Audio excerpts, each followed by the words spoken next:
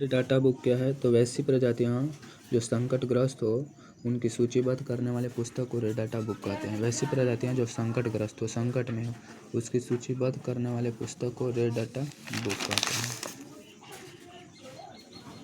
बाघ परियोजना की शुरुआत 1973 में। बाघ परियोजना की शुरुआत 1973 में। भारत में सबसे अधिक वन का विस्तार कहाँ है? तो मध्य प्रदेश में, और प्रतिशत की दृष्टि से मिजोरम है। भारत में सबसे अधिक वन का विस्तार कहाँ है? तो मध्य प्रदेश में, और प्रतिशत की दृष्टि से मिजोरम। भारत के राष्ट्रीय पक्षी मोर। भारतीय संसाधन के संरक्षण हेतु 1968 में अफ्रीकी कन्वेंशन हुआ था। प्राकृतिक संसाधन के संरक्षण हेतु 1968 में अफ्रीकी कन्वेंशन हुआ था। भारतीय वन जीव बोर्ड का गठन 1952 में। भारतीय वन जीव बोर्ड का गठन 1952 में।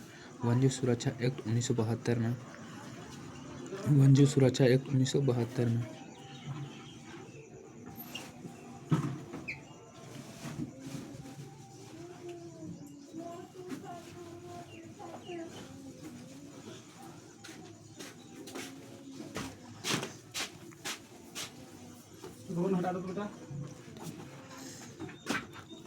भारतीय वन जीव बोर्ड का गठन 1952 में। वन जीव सुरक्षा एक्ट 1972 में। कैंसर। भारतीय वन जीव बोर्ड का गठन कब किया गया था? तो 1952 में। और वन जीव सुरक्षा एक्ट कब हुआ? तो 1972 में। कैंसर का किसका उपयोग होता है? तो टेक्सोल में कैंसर का उपयोग होता है। मलेरिया में किसका प्रयोग होता है? क्यूनाइन का। चारा का संबंध किस देश से था? तो भारत से था। भारत से।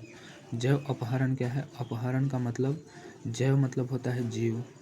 जैव का मतलब क्या होता है? जीव। अपहरण का मतलब होता है समाप्त होना। यानी कि पृथ्वी पर कुछ ऐसे जीव आए जो अब क्या हो गए? लुप्त हो गए, अपहरण हो गए। तो हम कहेंगे कि प्राकृतिक जनित यानी कि जो प्राकृतिक द्वारा जीव हो, प्राकृतिक जनित तथा करोड़ों वर्षों के विकास की क्रिया में स्थापित आनुवंशिक गुणों में हेराफेरी को जैव अपहरण कहते हैं। प्राकृतिक जनित करोड़ों वर्षों के विकास की क्रिया में स्थापित आनुवंशिक गुणों के हेराफेरी में जैव अपहरण कहलाता है। बाघ परियोजना की शुरुआत 1973 में। बाघ परियोजना की शुरुआत 1973 में।